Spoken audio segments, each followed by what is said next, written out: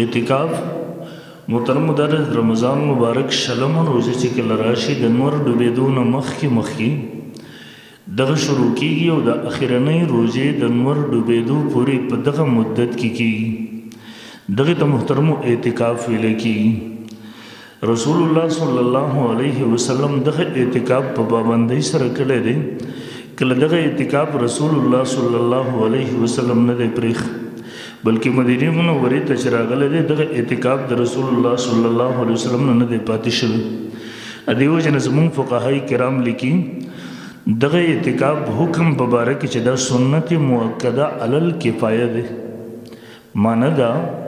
چې که پوره محلې والا د طرف نه یو کس د اعتکاف وکړي خو د پوره محلې والا غاړه ورباندې ازادېږي لیکن که پورا علاقې والا پورا محلې والا یو قسم دا ونه کی نو په دغه سره د پورا محلې والا غاړه هغه بندېږي دې وجه نه محترمو دغه اعتکاف په محله کې کم از کم چې یو کس لازمي وکړي که ډېر کسان کوي د محلې ټول کسان کوي د محلې اکثر کسان کوي د محلې زیات کسان کوي نو دغه غوره او افضل خبره ده